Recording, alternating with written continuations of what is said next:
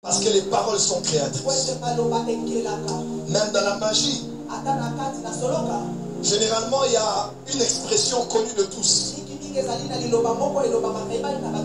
C'est l'expression qui permet à un magicien, après avoir fait une certaine gestuelle, après avoir promis de faire apparaître une chose, c'est ce qu'il fait apparaître. Il fait apparaître après avoir dit. Vous connaissez la fameuse phrase? Abracadabra. Dis avec moi abracadabra. Ah non, on dit abracadabra. Voilà. Regarde le voisin du voisin. Abracadabra. Change de voisin. Il y a de voisin. À l'église, aujourd'hui, je déclare abracadabra. Alors le problème, c'est que vous êtes choqués. Pourquoi le prophète Joël, c'est la preuve?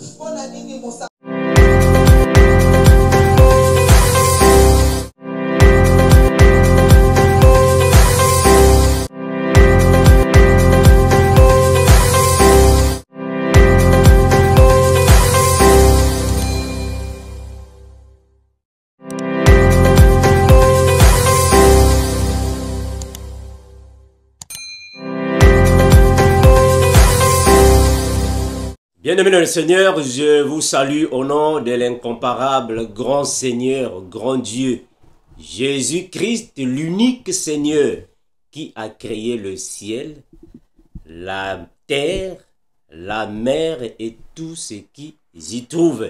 Jésus-Christ. Merci mes bien-aimés, vous qui aimez la saine doctrine, vous qui êtes amoureux de l'évangile de Christ. Que le Seigneur vous bénisse et vous fortifie. Mais bien, comme je vous avais dit dernièrement que je vais continuer avec cette série, la série questions et réponses par rapport à toutes les questions que je reçois, pour alors les répondre petit à petit jusqu'à ce que je veux me décharger. Bien que je ne veux pas me décharger parce que les questions ne font que venir. Mais que le Seigneur vous bénisse. Merci mes frères. Je vous conseillerais plutôt de continuer à m'envoyer des questions audio. Comme ça va faciliter que d'écrire, parce qu'avec la lecture, ça peut prendre du temps. Avec les audios, juste des petits audios, cela va nous aider. Mes frères, nous allons prier avant de commencer notre série d'aujourd'hui. Incomparable Seigneur, nous te remercions infiniment de ce que tu nous protèges, Père éternel. Merci Seigneur Jésus-Christ parce que tu es le Dieu créateur de toutes choses. Je te remercie infiniment de la manière que tu as voulu que je puisse être ici avec mes frères et sœurs qui aiment ta parole pour alors parler des choses célestes. Bénis, garde, Père éternel, partout là où sont tes enfants. Ton puissant nom, nous avons ainsi prié et nous disons Amen. Mes bien-aimés, je vous remercie. Vous tous qui êtes assoiffés de l'évangile, de la grâce, l'évangile éternel, l'évangile de Christ, l'évangile de paix. Que le Seigneur vraiment vous bénisse. Mais bien aimés, dernièrement, j'avais dit que je reçois tellement de questions. Alors, comme je vous avais dit, de venir alors répondre à un grand nombre de questions, 5, 4 ou 6, ça va dépendre, afin que vous puissiez quand même comprendre ce qui est de la volonté du Seigneur. Mais premièrement, j'aimerais vous rappeler que nous avons une conférence biblique ici dans la ville de Bedford. Donc à Bedford, nous serons là-bas pour une conférence biblique avec mon bien-aimé, le pasteur Antonio Langaba. Nous serons là-bas pour un jour de conférence biblique. Ce sera le dimanche 5 novembre, donc le dimanche prochain, 5 novembre. Vraiment, je suis ici en train de souhaiter, en fait, en avance, une bienvenue à tous les frères et sœurs qui vont alors nous visiter pour que nous puissions manger la bonne nourriture spirituelle. Que le Seigneur vous aide et vous bénisse et nous sommes ici aussi en train de voir comment est-ce que la conférence va se passer. Mettez-nous en prière parce que dans notre état, il y a alors certaines interdictions qui ont été données par rapport à la fusillade qui s'est passée avant-hier. Donc, je suis aussi ici en train de remercier à tous les frères et toutes les sœurs qui m'ont déjà contacté pour savoir si je me portais bien.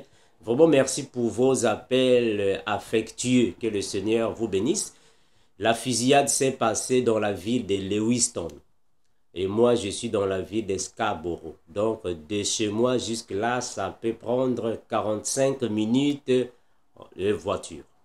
Merci vraiment pour vos questions. Nous sommes en bonne santé. Le Seigneur nous protège. Mes bien-aimés, je vais répondre à certaines questions des frères ici et des sœurs afin que nous puissions savoir ce que dit la Bible. Alors, je commence avec la première question. Mais bien-aimés, qu'est-ce que nous avons ici? Comme je vous avais dit dernièrement, mes frères, que ce n'est pas un enseignement que je suis en train de donner ici.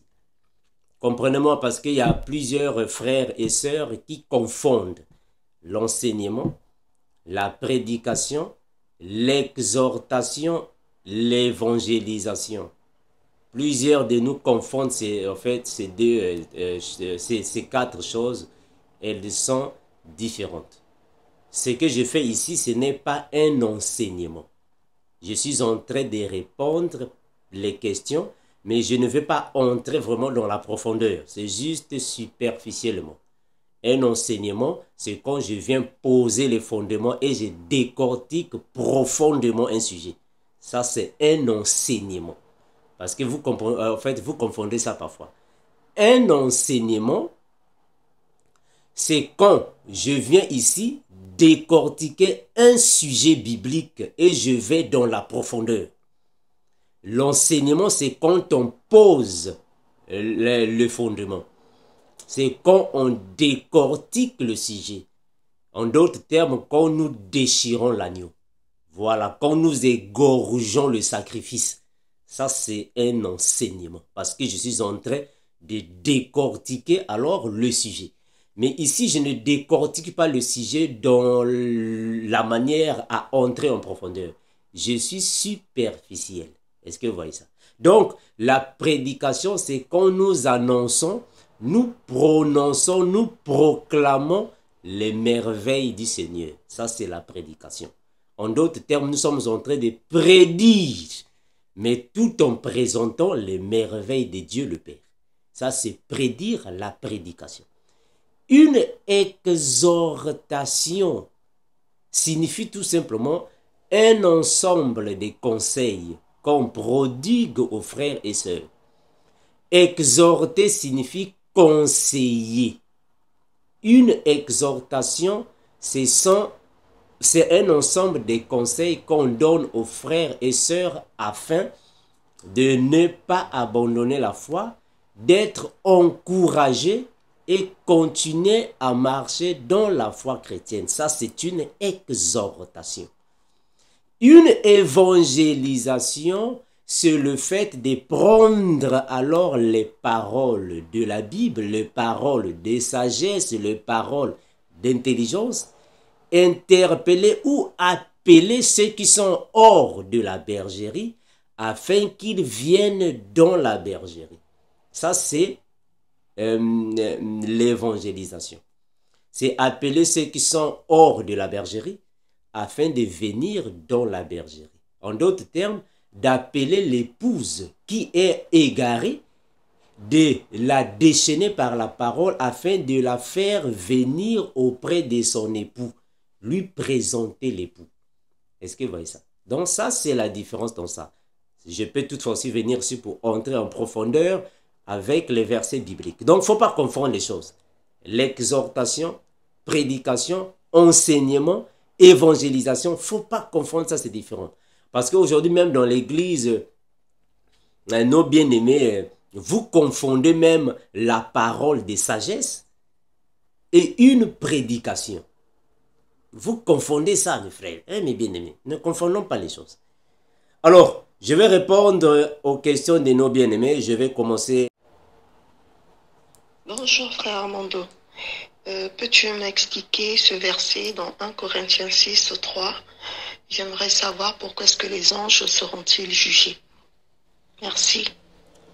Merci pour la question. J'espère que plusieurs personnes aussi m'ont posé cette question. 1 Corinthiens 6, 3. Pourquoi les anges seront-ils jugés? 1 Corinthiens 6, 3. Pourquoi les anges seront-ils jugés? 1 Corinthiens 6, 3. Je suis dans la version Good News Translation. La Bible déclare ainsi. Ne savez-vous pas que nous jugerons les anges?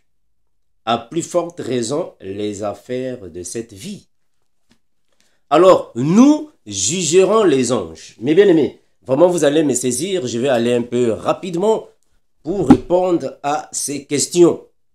Mes frères, comprenons que quand le frère Paul, inspiré par le Seigneur, est en train de dire que nous jugerons les anges, le nous là ne signifie pas tout le monde. Le nous là signifie ceux qui vont hériter le millénium. C'est-à-dire que les enfants de Dieu qui seront dans le millénium. C'est eux qu'on dit ici nous. Parce que c'est eux qui sont les hommes spirituels. Ça, c'est la première des choses. Alors, les anges qui seront jugés, ce ne sont pas les saints anges. Parce que nous avons en réalité, en fait, trois types des anges. Soit trois types d'anges, si vous voulez. Nous avons les saints anges. Nous avons les anges déchus. Et les anges qui ont abandonné leur demeure. Très important.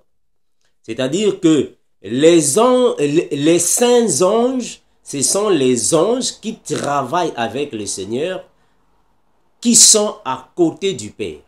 Je parle des anges, parce que quand on parle aussi des anges, il faut alors faire la différence. J'espère que j'en avais déjà parlé. Nous avons les anges, les archanges, les chérubins et les séraphins. Très important.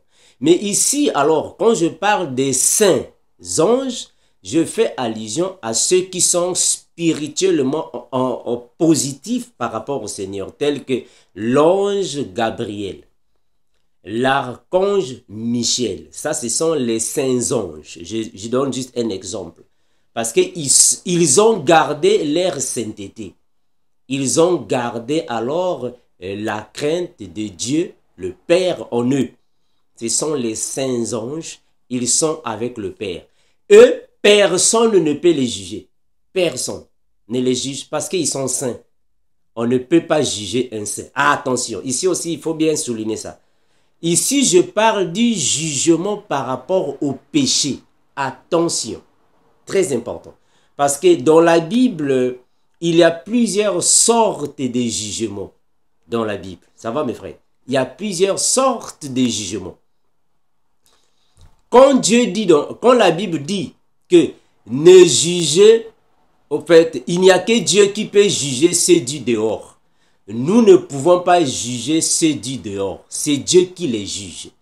Le jugement là-bas, c'est pour leur passer alors à l'acte de la condamnation. Ça aussi, c'est un jugement.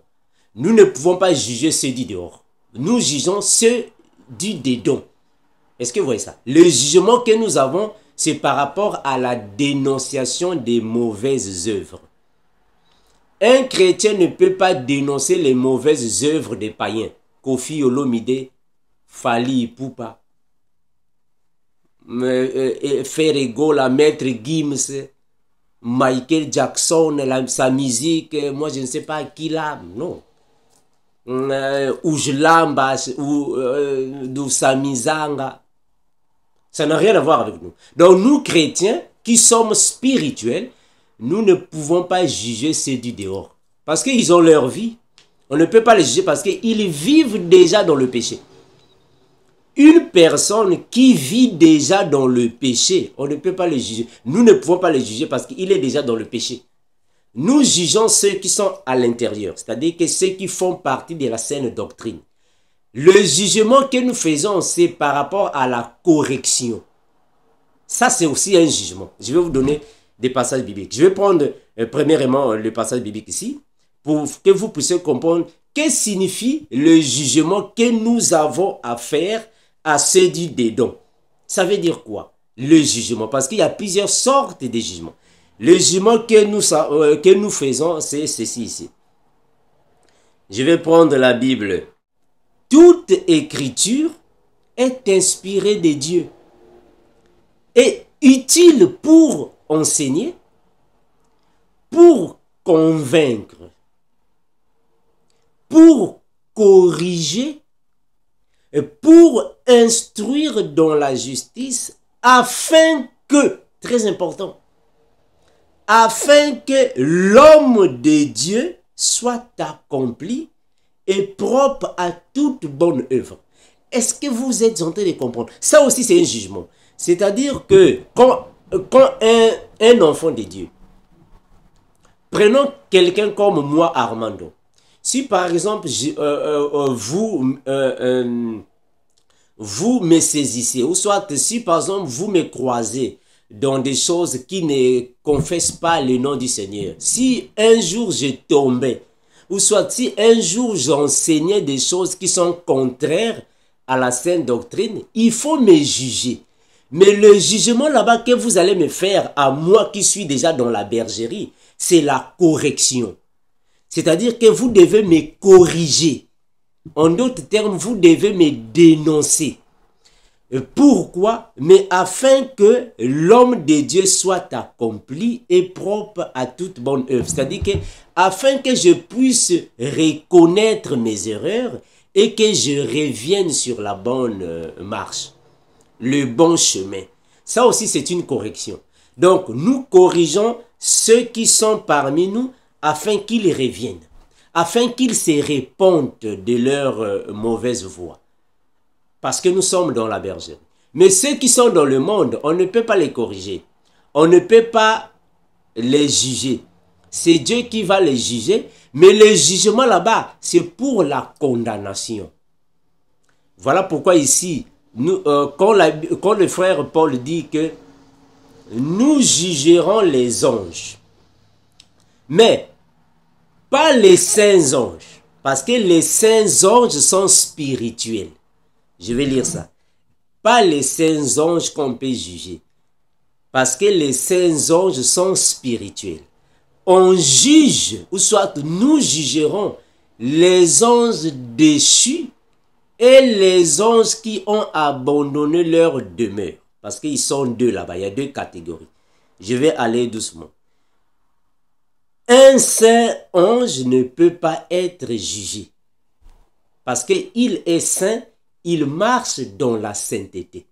Regardez, je vais prendre un passage biblique afin que vous compreniez ce que je veux dire ici. Mais bien, je ne vais pas beaucoup prendre la Bible en fait physique. Je vais beaucoup être avec mon téléphone parce que si je prends la Bible physique, ça va nous prendre beaucoup de temps. Alors, je vais prendre ici des versets bibliques que le Seigneur me mettra en fait en esprit, comme je vous ai dit. Je ne vais pas ici, je n'ai pas préparé ça. Je vais prendre des versets qui me viendront en esprit. Je vais prendre un passage biblique ici afin que vous puissiez comprendre ce que je dis ici. 1 Corinthiens 2,15. 1 Corinthiens chapitre 2, le verset 15. Qui dit la Bible? La Bible dit ainsi. L'homme spirituel, au contraire, juge de tout. Et il n'est lui-même jugé par personne. En d'autres termes, on ne peut pas juger un homme spirituel. Donc, on ne peut pas juger les saints anges. Saisissez-moi, c'est très important. On ne peut pas juger un homme spirituel, mais parce qu'il marche dans la sanctification. Il mène la vie de sainteté. On ne peut pas le juger. Mais on juge un homme spirituel et quand il va tomber, quand ils tombent, on les juge, mais pas dans le sens de le condamner, mais c'est pour le corriger, le dénoncer, le ramener sur le bon chemin. Mais les saints anges, on ne peut pas les juger parce que Gabriel et Michael sont encore auprès du Seigneur. Ils sont en train de marcher dans la sainteté. On ne peut pas les juger. On va juger les anges déchus et les anges qui ont abandonné leur demeure. Est-ce que vous voyez ça? Parce que la Bible, comme je disais, il y a plusieurs sortes de jugements. Plusieurs sortes de jugements. Quand la Bible dit que le jugement commence dans la maison de Dieu, on peut aussi voir ça par rapport au brisement. Parce que le brisement aussi, c'est un jugement. Est-ce que vous voyez ça, frère? Le brisement aussi, c'est un jugement. Quand les enfants d'Israël ont quitté l'Égypte, ils ont traversé la mer Rouge, ils sont dans le désert, alors Dieu doit les juger. Là-bas, le jugement, c'est le brisement. Dieu doit les briser. Parce que être brisé aussi, c'est un jugement. Est-ce que vous voyez ça? C'est aussi un jugement. Dieu est en train de te briser pour te perfectionner. C'est aussi un jugement. Est-ce que vous voyez ça? Mais ici, ce sont les anges déchus que nous allons juger quand le moment sera venu. Parce qu'il faut comprendre, mes frères, nous avons deux types des anges qui ont alors désobéi à la parole du Seigneur. Nous avons premièrement les anges déchus. Je vais prendre Apocalypse chapitre 12. Apocalypse chapitre 12. On nous parle là-bas de Satan qui avait été en fait précipité sur la terre. Regardez. Apocalypse chapitre 12, le verset 7. La Bible dit ainsi. Et il y eut guerre dans le ciel. Michel et ses anges. En d'autres termes, l'archange Michel et les saints anges combattirent contre Satan ou le dragon. Et le dragon et ses anges combattirent. Très important. Ici, on nous dit que c'est lui qui est le numéro 1 des archanges. Parce que j'avais dit qu'il y a des anges et des archanges. Les archanges sont supérieurs en puissance par rapport aux anges. Alors, l'archange Michel, lui qui est le chef d'armée, dans ce cas ici, en d'autres termes, le général, dans ce cas ici, il a ses soldats qui sont les anges, parce qu'il y a d'autres, il y a que certains frères qui m'ont posé la question pour savoir la différence entre l'archange Michel et Jésus. Parce que ça aussi, c'est un sujet que je peux aussi venir aussi, en fait, décortiquer ici. Le Seigneur Jésus peut aussi se présenter dans la peau de l'archange Michel. Je répète ça.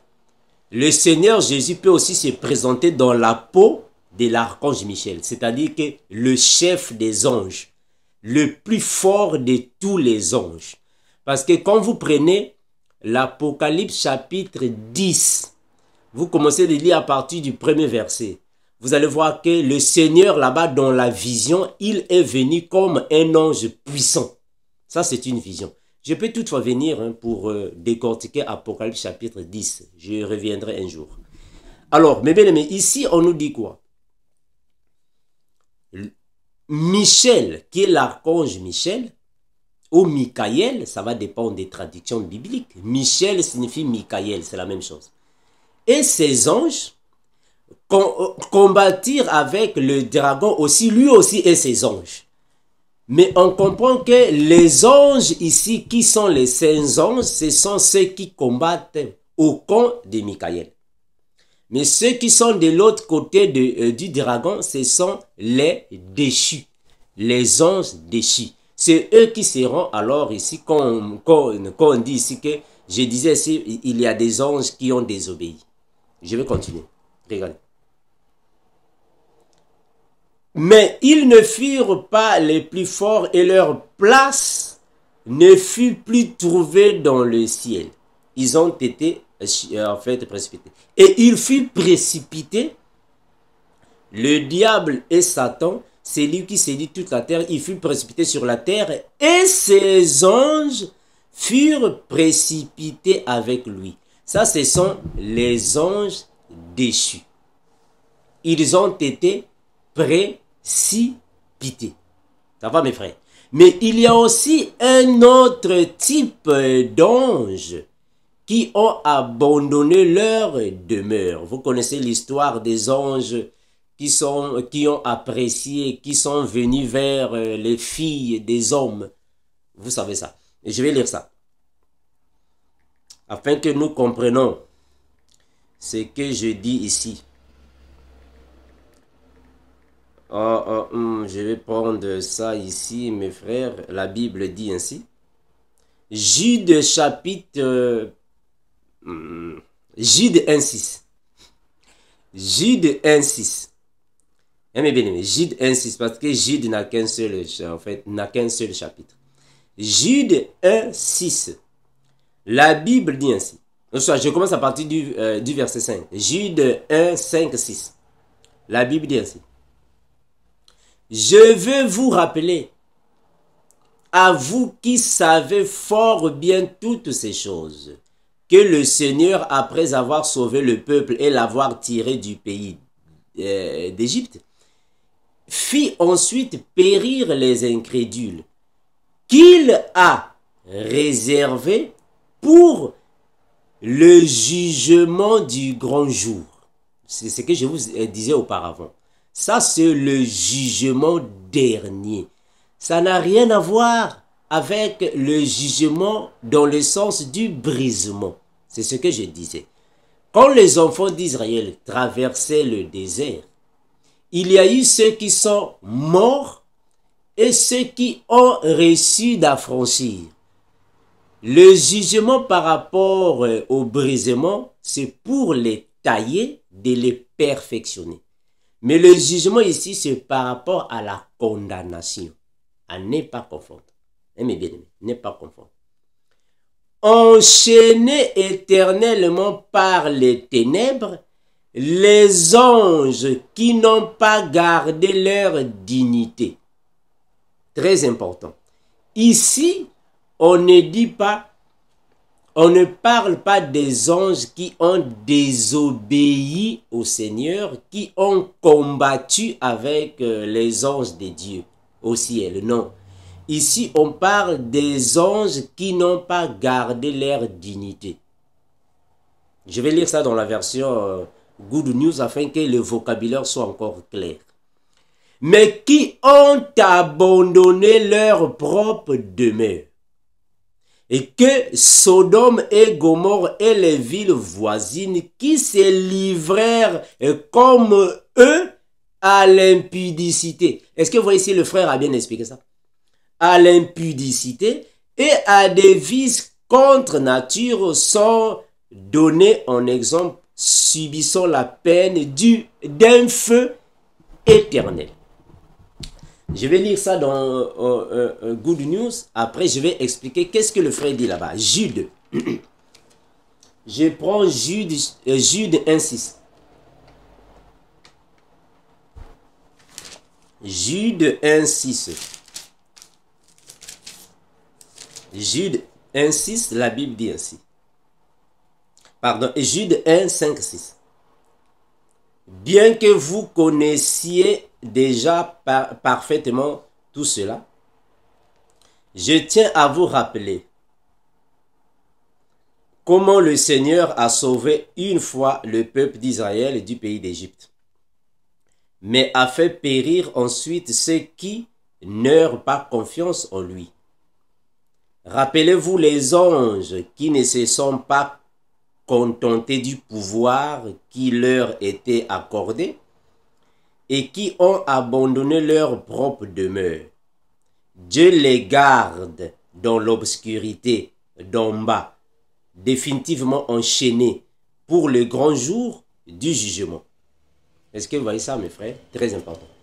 Donc, nous comprenons ici que il y a des anges qui ont été déchus, c'est-à-dire précipités sur la terre, parce qu'ils avaient contredit, ou soit ils avaient désobéi au Seigneur. Dieu les a précipités sur la terre. Mais il y a aussi des anges qui ont abandonné leur poste de travail pour se livrer à l'impudicité. Ils ont été aussi précipités. Mais on va comprendre qu'il y a certains anges qui sont retenus. Ces anges sont retenus, enchaînés, retenus. Mais il y a encore des anges qui sont dans les abîmes. Ça, ce sont les anges qui ne sont plus saints. Ce sont ces anges-là qui vont passer alors au jugement. Et certains anges ont déjà été condamnés parce qu'ils seront envoyés dans le feu éternel. Ce sont ces anges-là que le frère était en train de parler. Je vais prendre ça, Apocalypse. Regardez.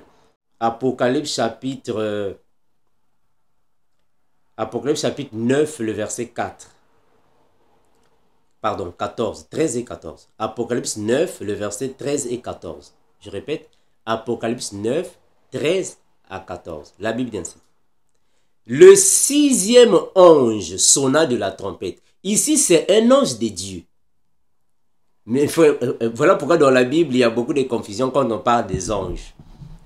Mais bien aimé, dans la Bible, quand on parle des anges, il ne faut pas seulement voir les anges de Dieu. Non, Satan aussi a des anges. Nous avons des anges de Dieu et les anges de Satan. Donc, il ne faut pas confondre les choses. Nous n'allons pas juger les anges de Dieu, mais nous allons juger les anges de Satan. Très important, il faut comprendre ça. Quand la Bible dit ici dans Apocalypse 9, le verset 13 à 14, le 6e ange sonna de la trompette. Ici, c'est l'ange de Dieu qui sonne la trompette. Par rapport à la lettre. Et j'entendis une voix venant des 4 cornes de l'autel d'or qui est au devant de Dieu. Et disons au 6e ange devant Dieu, qui avait la trompette, délie les 4 anges qui sont liés sur le grand fleuve d'Euphrate. Est-ce que vous voyez ça, frère? Il y a des anges qui sont liés. En d'autres termes, ils sont enchaînés. Ces anges-là ne sont pas les anges de Dieu, ce sont les anges de Satan. C'est-à-dire que ceux qui ont désobéi. Parce qu'il faut comprendre qu'il y a des anges qui ont désobéi au Seigneur. Ce sont ces anges qui seront condamnés. Ce sont ces anges que nous allons juger.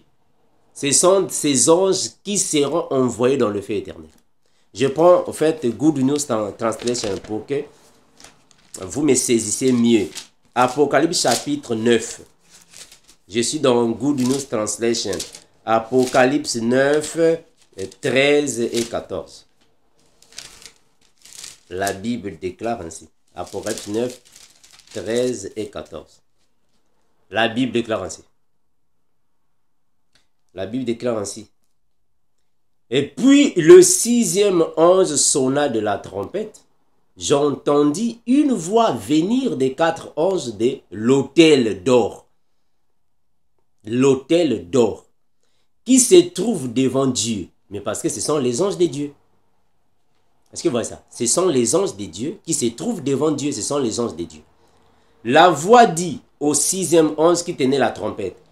Libère. Libère, mais parce qu'ils sont enchaînés, libère les 4 anges qui sont enchaînés. Ah, ici, c'est encore clair. Libère les 4 anges qui sont enchaînés et près du grand fleuve d'Euphrate. Est-ce que vous comprenez, mes frères? Ils sont enchaînés. Mais pourquoi ils sont enchaînés? Mais parce qu'ils ne sont plus saints. Ils ne sont plus saints. Ils ne sont plus saints. Donc, nous comprenons par ici qu'il y a des anges qui ne sont plus saints. Prenons Apocalypse. On va voir qu'il y a même des anges que le Seigneur a précipités dans l'abîme. Mais parce qu'ils ne sont plus saints. C'est eux alors, ces anges-là, que le Seigneur a préparé pour attendre alors le jugement et la condamnation. Apocalypse chapitre 9, regardez. Apocalypse chapitre 9, le verset 11. Apocalypse chapitre 9, je prends ici le verset 11. Voilà, 11. La Bible dit ainsi. Elle avait sur elle comme roi l'ange de l'abîme, nommé en hébreu Abaddon et en grec Apollyon. Donc, l'ange de l'abîme qui est Abaddon, il est dans l'abîme avec les autres anges. Parce qu'ils sont nombreux là-bas. Ils sont nombreux là-bas dans l'abîme. Si vous prenez le premier verset, nous sommes tous dans Apocalypse chapitre 9. Si vous prenez le premier verset, la Bible dit ainsi. Le cinquième ange sonna de la trompette et je vis une étoile qui tombait du ciel sur la terre. La clé du puits de l'abîme lui fut donnée.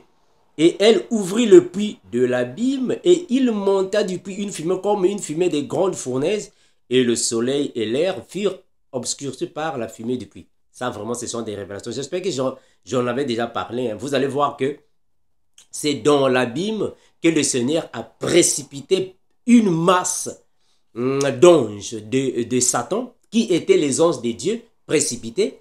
C'est là qu'il y a alors la formation de la rébellion. C'est là alors que Dieu a précipité une partie de la force satanique pour destination le feu éternel. Et quand le Seigneur Jésus reviendra pendant son retour triomphal, soit après la guerre d'Armageddon, c'est là qu'il va envoyer Satan.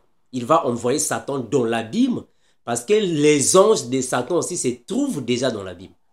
Regardez, Apocalypse chapitre 20. Ici, je suis en train de montrer les anges qui ont perdu leur qui ont perdu leur sainteté. Apocalypse chapitre 20, le premier verset. La Bible dit ainsi. Puis je vis descendre du ciel un ange qui avait la clé de l'abîme et une grande chaîne dans sa main. Là-bas, on nous a dit une étoile qui descendait. Il saisit le dragon, le serpent ancien, qui est le diable et Satan, et il le lia pour 1000 ans. Il le jeta où? Dans l'abîme. Mais pourquoi on va jeter Satan dans l'abîme? Mais parce que Dieu a déjà précipité plusieurs anges désobéissants dans l'abîme. Satan ira les croiser là-bas dans l'abîme. Il sera jeté dans l'abîme. Et il le jeta dans l'abîme, ferma et scella l'entrée au-dessus de lui, afin qu'il ne séduisît plus les nations jusqu'à ce que les 1000 ans fussent accomplis. Après cela, il faut qu'il soit délié pour un peu de temps. C'est alors qu'il va provoquer la guerre des Gog et Magog. Voilà, mes bien-aimés, donc j'espère que vous avez saisi la pensée qui est ici. Quand le frère Paul, inspiré par le Seigneur, est en train de dire que nous jugerons les anges, mais parce que là-bas, c'est nous qui seront à cette époque-là les vierges sages, et c'est nous qui allons juger les affaires du monde. Donc les anges qui seront jugés, ce sont les anges qui ne sont plus saints. Ils ont perdu la sainteté, ils ont perdu la dignité, ils se sont détournés de la voie de la lumière, ils sont dans les ténèbres. C'est eux qui seront jugés. J'espère que mes bien-aimés, vous m'avez saisi. Alors, je vais passer à la question numéro 2. Je vais mettre la question du frère Serge. Merci la sœur Claudette pour... Non, la sœur Claudia, pardon. La sœur Claudia pour la question. Je passe à la question du frère Serge. Shalom à vous, docteur Armando. Toujours le frère Serge, depuis la Côte d'Ivoire. Alors, recevez mes salutations et restez bénis. J'ai encore une préoccupation ce matin et c'est la suivante. Ça concerne l'enlèvement. Alors, nous savons qu'il y aura 3 résurrections. Et donc après la troisième résurrection, il y aura le dernier jugement. Et donc, quand passe le dernier jugement, est-ce que nous retournerons vivre sur la terre pour le paradis, comme après le millénium, ou nous retournerons, nous monterons dans le ciel pour vivre avec le Seigneur dans le paradis? Alors c'est un peu ma question.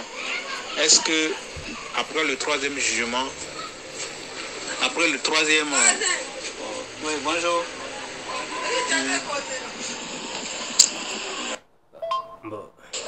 Shalom à vous, docteur Armando. C'est encore le frère Serge depuis la Côte d'Ivoire. Alors, j'ai une préoccupation concernant l'enlèvement. J'aimerais savoir, après la troisième résurrection, viendra le dernier jugement. Et le paradis dans lequel nous vivrons, est-ce sur la terre ou dans le ciel? Parce que nous savons que c'est sur la terre que nous vivrons le millénium. Mais après cela, vivrons-nous dans les cieux ou sur la terre, comme au paradis? Voilà, c'est un peu ma question. Shalom. Shalom, mon bien-aimé. Mes bien-aimés, merci pour les questions que vous nous posez. Vraiment, ce sont des questions qui sont fondamentales. Vraiment. Ce sont des questions qui aident l'Église à comprendre la parole. Ce sont des questions qui sont vraiment fondamentales à comprendre. Mes bien-aimés, il y a un seul enlèvement de l'Église. Un seul enlèvement. Alors, quand la Bible parle de la première et deuxième résurrection, c'est par rapport à la chronologie biblique. C'est-à-dire que nous comprenons par là que les résurrections ont commencé depuis la nuit des temps, qu'il y a résurrection. Mais quand la Bible parle de la première résurrection, on fait allusion à la résurrection qui va se faire d'une manière globale après l'enlèvement de l'Église. Je vais répéter ça. Nous savons déjà que la Bible nous parle des résurrections. Ça, c'est connu. Il y a déjà des résurrections. Mais quand le livre de l'Apocalypse parle de la première résurrection et la deuxième résurrection, le livre de l'Apocalypse fait allusion à la première résurrection après l'enlèvement de l'Église. C'est là qu'on parle de la première résurrection après l'enlèvement de l'Église. Et après, il y aura encore la deuxième résurrection. On va expliquer ça par rapport à la parole. Je vais d'abord commencer par là, avant de prendre d'autres questions, parce que le frère a posé là-bas apparemment plusieurs questions. Alors, je vais d'abord commencer avec pourquoi la Bible parle de la première résurrection, la deuxième résurrection. Ça veut dire quoi? La Bible dit quoi? Je vais chercher ça dans la Bible. Qu'est-ce que la Bible dit ici? Nous sommes dans le livre de l'Apocalypse. Apocalypse chapitre 20, le verset 6. La Bible dit ainsi, le verset 6. Au soit, commençons par du verset 5. Apocalypse chapitre 20, le verset 5 à 6. La Bible dit ainsi. Les autres morts ne revinrent point à la vie jusqu'à ce que les 1000 ans furent accomplis. C'est la première résurrection. Heureux et saints ceux qui ont part à la première résurrection. Ceux qui ont part à la première résurrection, la seconde mort n'a point de pouvoir sur eux, mais ils seront sacrificateurs de Dieu et de Christ, et ils régneront avec lui pendant 1000 ans. Voilà, j'espère que je dois commencer un peu haut afin que vous compreniez. C'est-à-dire, mes frères, quand nous sommes ici sur la terre, il y a des résurrections. Ça, vraiment, personne ne va en douter. Mais après l'enlèvement de l'Église, il y aura plusieurs personnes qui vont mourir. Toute personne qui mourra après l'enlèvement de l'Église, si la personne a marché avec le Seigneur, en d'autres termes, si la personne était tuée à cause de la parole du Seigneur, le témoignage qu'il va rendre, si la personne est réellement un martyr de la foi, quand le Seigneur va retourner avec les saints anges et les vierges sages, c'est-à-dire que les 24 vieillards, quand nous allons revenir sur la terre, le retour triomphal, ceux qui vont ressusciter pendant la possession du Seigneur sur la montagne, ceux qui vont ressusciter, c'est cette résurrection-là qu'on appelle par la première résurrection. C'est-à-dire que c'est la résurrection des martyrs. La première résurrection après l'enlèvement de l'Église, selon la logique de l'Apocalypse, avant moment je précise ces termes, la logique de l'Apocalypse, la première résurrection, c'est pour les martyrs de la foi. C'est-à-dire que les vierges folles et les 144 000. C'est leur résurrection qu'on appelle la première résurrection. Quand ils vont ressusciter, ceux qui vont mourir sans le Seigneur Jésus, ils vont rester dans le séjour des morts pour attendre la deuxième résurrection. La deuxième résurrection ici, c'est pour être jugé et condamné. Mes frères, j'espère que vous comprenez ce que je dis. La deuxième résurrection ici, c'est pour être jugé et condamné. C'est pour les païens. La deuxième résurrection, c'est pour la condamnation. Voilà pourquoi on nous parle ici de la deuxième mort. Je vais relire ça. Apocalypse chapitre 20. Le verset 5 et 6.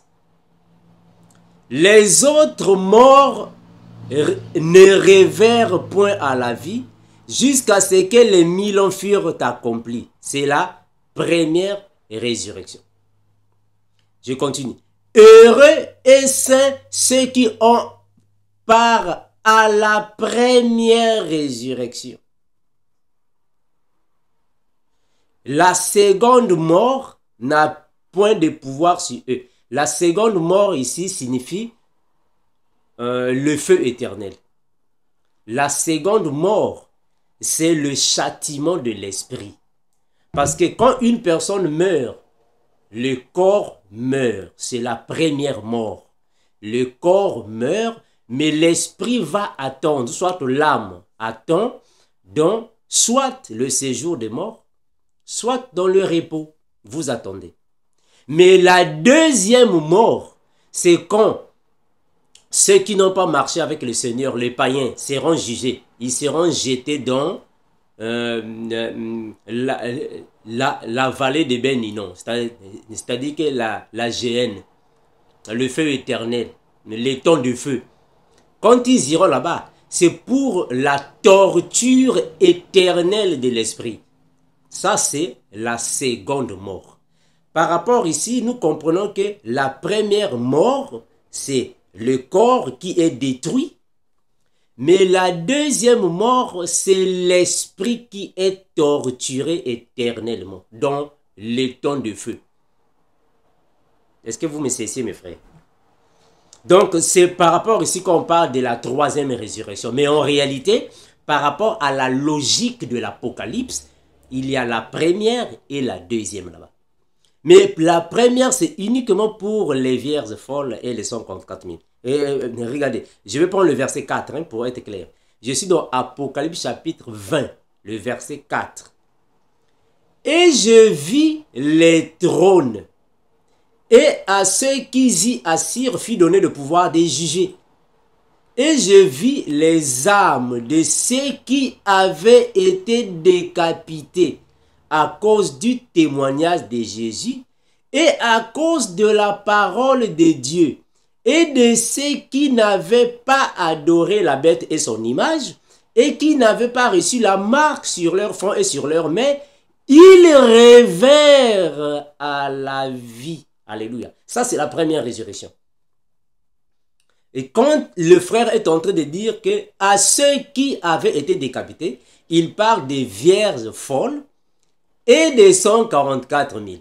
C'est eux qui seront décapités à cause de la parole, du témoignage qu'ils avaient rendu à cause de Christ. Parce que, bon, ça vraiment, je ne vais pas en parler, c'est ce qu'en fait, on va décortiquer pendant la conférence. Parce que j'ai déjà, en fait, on a déjà reçu plusieurs frères qui ont dit que, frère Armando, les 144 000 ne seront pas tués. Ah, mes frères, ça c'est une grande erreur, mes frères. Mais bien aimé, moi parfois je me demande, mes frères, je ne sais pas, je me demande, qui vous enseigne la Bible dans vos églises? Eh mes frères, vraiment, il faut voir ça. Quand déjà il y a plus de 2 ou 3, moi je ne sais pas combien de frères qui m'ont déjà confirmé, non frère Armando, les 144 000 ne seront pas tués. Ah, mes frères, mais ça c'est une erreur grave, frère. Ça c'est une erreur grave. La Bible est claire, mes frères. C'est une erreur grave. Je viendrai, on va en parler, mes frères. On va en parler. Regardez, donc, en fait, ici, dans ce passage ici, on est en train de nous dire que après l'enlèvement de l'Église, l'homme du péché viendra. Il ira en Israël pour faire fête tout ce que vous savez déjà. Après la première moitié des 3 années et demie, viendra la deuxième moitié. Il va exiger la marque de la bête. Donc pendant ce temps, il y aura les 144 000 et les vierges folles qui seront pendant la période de la marque de la bête. Toute personne qui va refuser la marque de la bête mais sera tuée. Toute personne dans la grande tribulation qui va refuser la marque de la bête sera tuée. C'est alors qu'on va tuer tous les vrais chrétiens. Ils seront tués, tous les vrais chrétiens. Mais parmi ces vrais chrétiens, mais il y a les 144 000, ils seront tués. C'est eux qui iront alors attendre dans le repos.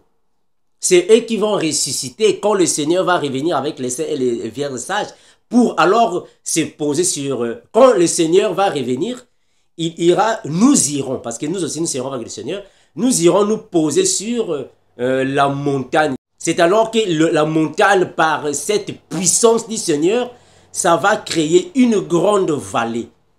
La vallée, ça va créer une grande vallée. C'est cette vallée qu'on appelle par la vallée de Josaphat. Ça va créer une grande vallée, la vallée de Josaphat.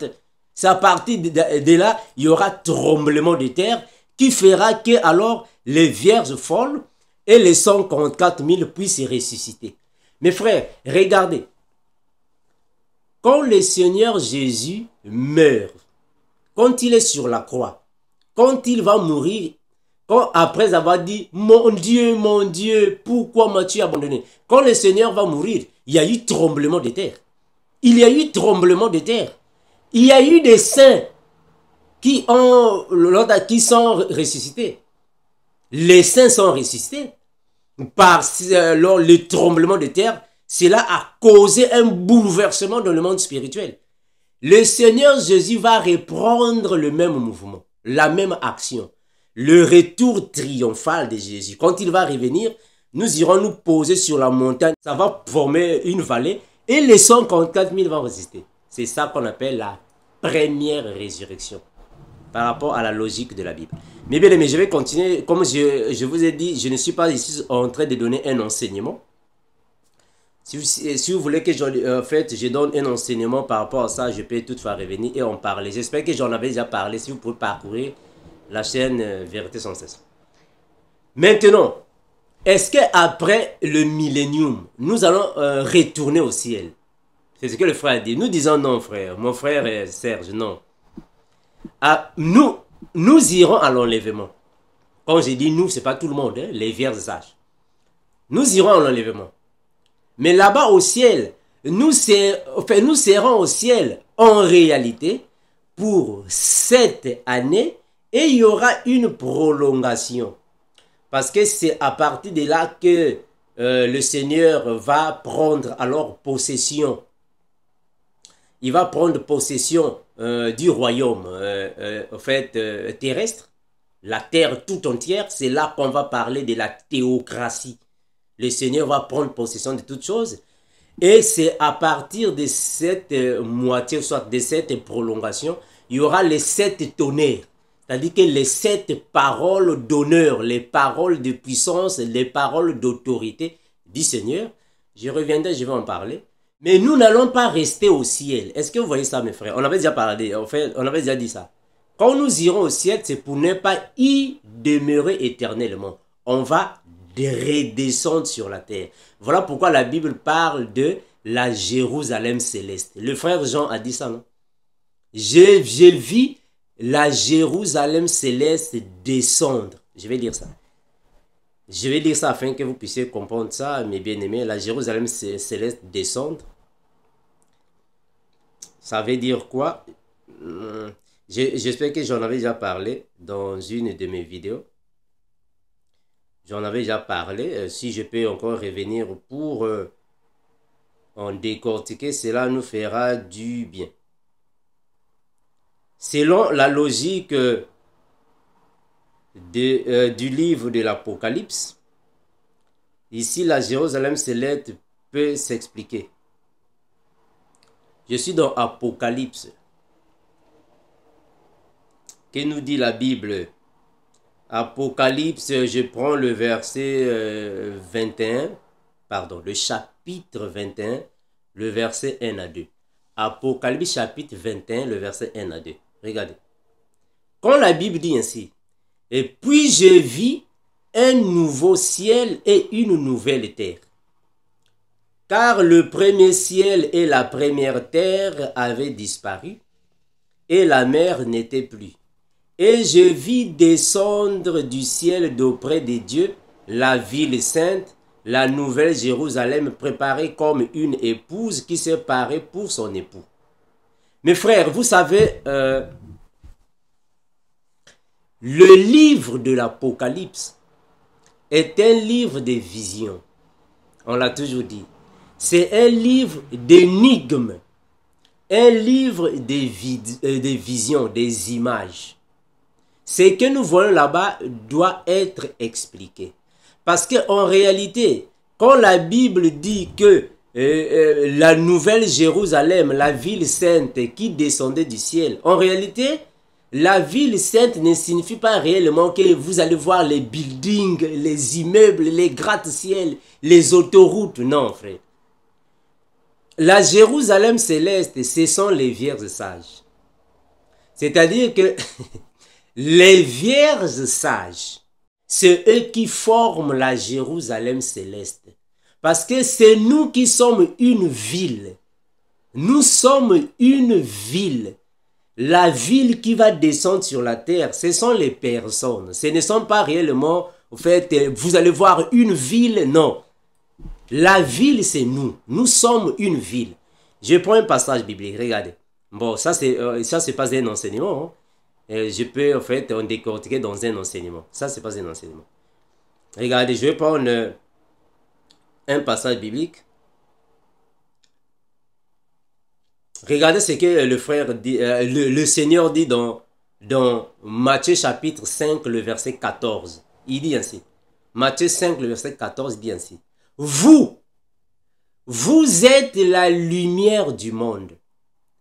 Une ville située sur la montagne ne peut être cachée. Qu'est-ce qu'il dit ici? 14, je prends 13 et 14 afin que vous compreniez. Voilà, je prends 14 et 15. Bon, je ne vais pas être long. Vous êtes la lumière du monde. Il parle aux apôtres. Aujourd'hui, c'est nous. Nous sommes la lumière du monde. Et il continue. Vous êtes une ville sur une montagne ne peut être cachée. C'est nous qui sommes la ville. Et on n'allume pas une lampe pour la mettre sous les boissons, mais on la met sur le chandelier afin qu'elle éclaire tous ceux qui sont dans la maison. Que votre lumière luise ainsi devant les hommes afin qu'ils voient vos bonnes œuvres et qu'ils glorifient votre Père qui est dans les cieux. C'est nous qui sommes une ville. Nous sommes sur une montagne. En d'autres termes, La ville sainte, la Jérusalem céleste, est sur la montagne. En d'autres termes, les vierges sages sont dans le paradis. En d'autres termes, les 24 vieillards sont dans le paradis. Cette ville-là, les 24 vieillards, doit éclairer le monde parce que c'est nous dans le millénium, c'est nous qui allons éclairer le monde. Mais cette ville aussi doit descendre du ciel. En d'autres termes, nous irons au paradis. Ce n'est pas pour y rester pour l'éternité. On va revenir sur la terre parce que c'est nous qui sommes la ville. Mes frères, c'est nous qui sommes la ville sainte. C'est nous. Ce sont les personnes. Donc, nous n'allons pas rester là-bas au ciel. Nous allons revenir ici sur la terre. Le frère, voilà, j'espère que j'ai répondu. Le frère a parlé de la Jérusalem. Il y a deux types de Jérusalem. Il y a la Jérusalem céleste et la Jérusalem terrestre. Mes frères, retenez-moi bien. Retenez-moi bien. La Jérusalem terrestre ne signifie pas toutes les personnes qui sont là dans... Non, le Seigneur parle de ceux qui sont la lumière du monde. Il parle à ses enfants. Il ne parle pas à tout le monde. Il parle à ses enfants.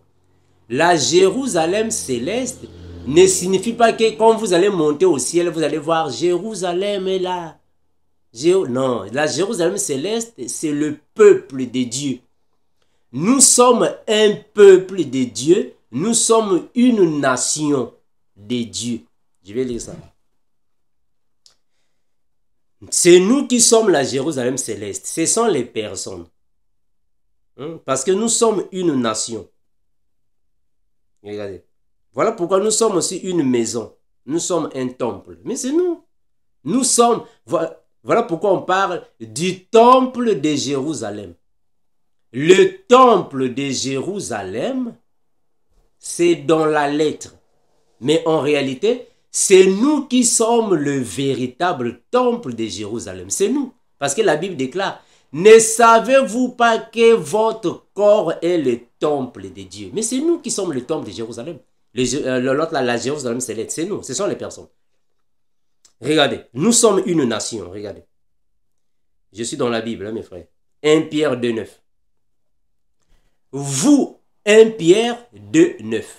Vous, au contraire, vous êtes une race élue, un sacerdoce royal. Le sacerdoce royal ici va se faire sentir pendant le millénium. Parce qu'aujourd'hui, nous sommes le sacerdoce royal, mais dans une manière spirituelle. Parce que nous avons le roi et nous sommes les petits rois dans le spirituel. Mais dans le millénium, ça va se sentir. Les gens vont voir ça réellement que nous sommes les rois dans notre royaume. C'est dans le millénium que ceci va se sentir qu'il y a un roi. Le grand roi est là-bas, c'est Jésus-Christ. Et nous sommes les petits rois. Parce que c'est nous qui allons juger le monde. On va juger le monde. Tout ce qui est ici sur la terre, le Seigneur va ravir ça. Il va purifier le monde. Le Seigneur Jésus, l'incomparable, est l'unique Dieu créateur de toutes choses. Il va purifier et sanctifier tout le monde. Tout ce qui est satanique sera justifié et il va prendre toutes les richesses de ce monde. Jésus-Christ, le Dieu créateur, il va prendre toutes les choses de ce monde. Ah, il va donner ça. Armando appelle le frère Landry. Landry, prenez. Le frère, moi je ne sais pas, le frère, prenez. La sœur, prenez tous. Tout c'est pour vous. Le frère Serge, moi je ne sais pas, la sœur. Tous les enfants de Dieu vont recevoir toutes les richesses de ce monde. Ça va nous appartenir. C'est alors que nous allons régner ici sur la terre. Voilà. Nous serons les rois ici sur la terre. C'est là qu'on va vraiment parler du royaume terrestre. Parce que c'est nous qui allons régner. Regardez. Un sacerdoce royal, une nation bénie. Une nation bénie. On n'a pas dit ici une nation d'Israël, non. Une nation bénie, c'est nous qui sommes une nation bénie. un peuple acquis. Voilà. Un peuple acquis parce que c'est nous qui formons la ville sainte. Voilà, mes bien-aimés, j'espère que je venais de répondre un peu de mots à mes bien-aimés. S'il y a encore des questions qui vont surgir, vraiment, nous sommes ici pour répondre à la lumière des Écritures. Je prends la question suivante. Je prends la question suivante, mes bien-aimés. Que nous dit la parole? Que nous dit nos frères? Bonjour le GIEC. Bonjour frère Mandou. On m'appelle Victor. Je suis de nationalité béninoise. Depuis 2020, j'ai commencé par suivre vos prédications. Je suis prédicateur au Bénin. Et quand j'ai commencé à suivre votre émission, vraiment, je suis maintenant dans mon plat. Et tel que l'apôtre Paul a dit, l'apôtre Paul dit, imitez-moi comme j'ai imité Christ. Et moi, j'ai commencé à t'imiter, frère Armando, comme tu as imité l'apôtre Paul et Christ. Et vraiment, nous sommes dans les églises bâtiments et au Bénin, vraiment, les gens nous envoient dans l'égarement parce que il ne faut que suivre leur ventre. S'ils disent la vérité peut-être, et les gens vont fuir les assemblées, ils ne vont plus collecter de l'argent. Et eux encore, ils ne savent pas ce qu'ils disent. Ils font la prédication dans la chair, c'est-à-dire à la lettre, tel que l'Écriture a dit, ils comprennent ça comme ça, et sans savoir qu'il faut aller spirituellement, et la nourriture solide, on ne nous donne pas ici. C'est depuis 2020 que j'ai commencé par manger la nourriture solide à partir de vous, et chaque jour, je ne sais d'écouter frère Armando ou bien un membre du GIEC dans sa prédication. Vraiment, je suis émerveillé. Je suis émerveillé. Donc, si vous me répondez, je vais commencer par vous soumettre des versets que je n'ai pas compris et vous allez décortiquer avec moi. Merci, frère Armando, et à tout moment. Merci. Merci mon bien-aimé, le frère Victor, là où vous êtes au Bénin, que le Seigneur vous bénisse et que le Seigneur vous aide alors à bien marcher dans la mission qu'il vous a donnée. Mes frères, vraiment ici je m'adresse à tous mes bien-aimés. Vous qui fréquentez les églises locales, vous qui êtes peut-être dans des bâtiments, dans des temples, si on peut le dire, soit dans des bâtiments, dans les maisons, dans les salles. Mes frères, vous savez, j'aimerais que vous puissiez suivre d'abord cet extrait, après je reviendrai. Parce que les paroles sont créatrices. Même dans la magie, généralement il y a une expression connue de tous. C'est l'expression qui permet à un magicien, après avoir fait une certaine gestuelle, après avoir promis de faire apparaître une chose, c'est ce qu'il fait apparaître. Il fait apparaître après avoir dit. Vous connaissez la fameuse phrase? Abracadabra. Dis avec moi abracadabra. Non, dit abracadabra. Voilà. Regarde le voisin du voisin. Abracadabra. Change de voisin. Il y a de voisin. À l'église, aujourd'hui, je déclare abracadabra. À l'église, aujourd'hui, je déclare abracadabra. Alors, le problème, c'est que vous êtes choqués. Pourquoi le prophète Joël, c'est la preuve? Mes bien-aimés, vraiment, moi, parfois, je me demande, si nos frères ou nos sœurs chrétiens sont... Bon, je ne sais pas si je peux le dire pour ne pas dire que frère Armando ne dit pas ça. Moi, je ne sais pas. Est-ce que vous êtes intelligent? Parce qu'il y a beaucoup de gens qui pensent qu'il faut seulement... Plusieurs fois, en fait, je reviens ici, je vous dis presque les mêmes choses. Il ne faut pas seulement avoir la foi en Dieu. J'ai la foi.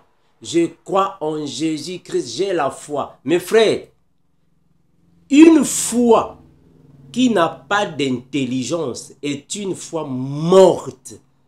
La Bible a dit qu'il faut que la foi soit accompagnée avec les œuvres.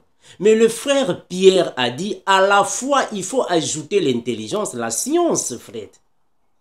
Voilà pourquoi j'ai toujours dit à tous les prédicateurs de la nouvelle génération de répartir à l'école s'il y a moyen. Mes frères, nous avons le Saint-Esprit. Mais le Saint-Esprit ne peut pas tout enseigner, frère. Non. Nous avons Dieu. Dieu ne peut pas tout te dire. Il y a des choses que toi-même tu dois faire.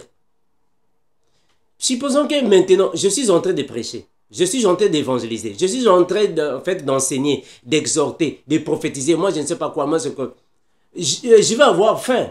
Est-ce que c'est Dieu qui me dira va manger? Ou c'est toi-même qui dois aller manger? La nuit, quand tu as sommeil, c'est Dieu qui te dira va dormir. C'est toi qui dois aller dormir. Mes frères, Dieu ne peut pas te dire toutes les choses. Même Moïse, qui des prophètes est plus que Moïse, ici sur la terre? Qui des prophètes est plus que Moïse? Mais est-ce que Dieu disait tout à Moïse? Non, Dieu ne disait pas tout à Moïse. Non, frère. Non, non. Moïse était dans le désert. Il y a des choses que Dieu ne disait pas à Moïse. Regardez, Moïse était dans le désert. Il était en train de juger le peuple. Mais c'est son beau-père, Jéthro, qui est venu dire à Moïse, non Moïse, tu ne peux pas faire ça. Il faut faire ceci, cela, ceci. Comme ça, tu vas te fatiguer. C'est Jéthro qui parle avec Moïse, bien que Dieu peut parler d'une manière à une autre. Mais vous les chrétiens, puisque vous êtes tellement spirituels, et étant tellement spirituels, vous êtes devenus, moi je ne sais pas quelle expression je peux utiliser ici, frère. Comment est-ce que vous n'êtes pas intelligent? D'abord, premièrement, vous avez quelqu'un comme Joël Tatou. Eh, mes frères. Mes frères, moi je ne sais pas si les chrétiens, on doit d'abord vous prendre et vous remettre à l'école de dimanche. On doit vous remettre à l'école de dimanche. Mais comment vous voyez, soi-disant, un prophète, soi-disant, moi je ne sais pas si c'est une brochette ou une pochette, je ne sais pas. Quelqu'un qui vient devant vous avec le loup là. Moi je ne sais pas comment est-ce qu'on appelle ça en français. Vous qui parlez mieux le français, vous appelez ça comment? Vous qui parlez mieux le français. Parce que nous ne parlons pas bien le français. Vous appelez ça comment? Ici. On vient ici avec... parce que nous, en Afrique, on appelle ça Lula. Donc, quelqu'un qui vient devant vous avec un Lula, ici. Un Lula qui est parti jusqu'ici. Ah, mes frères chrétiens, mes sœurs chrétiennes, vraiment... Si vous allez seulement rester... en fait, moi, j'ai la foi, je crois en Dieu. Mais intelligemment parlons, zéro. Quelqu'un qui vient devant vous, soit disons que c'est un homme de Dieu. Mais est-ce que, mes frères, posez-vous la question, est-ce qu'un homme de Dieu peut avoir une coiffure comme ça avec des loups là sur la tête, frère? Mais ne voyez-vous pas que c'est quelqu'un qui a encore la passion des choses de ce monde? Ça, ce sont des choses que nous faisions quand nous étions encore dans le monde. Quand le frère Armando était encore... mordant dans le monde, c'est ce que nous faisions. Loup là, ici, on t'a mis un loup là dans... Et vous dites, non, je suis prophète. Je suis prophète. Mais frère, vous vraiment, l'ignorance vraiment va vous détruire. Hein? Quelqu'un vient vous dire dans, soi-disant, en fait, quelqu'un vient vous dire dans une église ou dans une assemblée, moi je ne sais pas comment vous allez appeler ça. Répétez, abracadabra. Répétez abracadabra. Et vous aussi, abracadabra. Mais vraiment, les chrétiens... Mes frères, ce que vous faites, vous soi-disant chrétiens, même ceux qui sont... Mais frères, mais comment ça se fait-il que même les témoins de Jéhovah sont plus intelligents que vous? Partez chez les témoins de Jéhovah, partez dire abracadabra. Et non, mes frères, mais alors qu'ils n'ont pas le Saint-Esprit. Les témoins de Jéhovah n'ont pas le Saint-Esprit. Mais comment est-ce qu'ils sont intelligents plus que vous? Et il vous dit, dis à ton voisin abracadabra. Et vous dites abracadabra, abracadabra. Dans toute l'assemblée, abracadabra, abracadabra. Mes frères, les chrétiens vraiment, moi je ne sais pas, je suis en train d'éviter de prononcer quelques mots, d'autres mots pour ne pas dire que frère Armando, tu es un homme de Dieu, tu dois te contrôler. Donc il y a des choses que vous faites, quand nous voyons ça, on se pose la question. Mais frère, est-ce que vous êtes intelligent ou pas? Mais ne savez-vous pas que abracadabra est une expression satanique? Et il va vous donner bon nom, vous savez,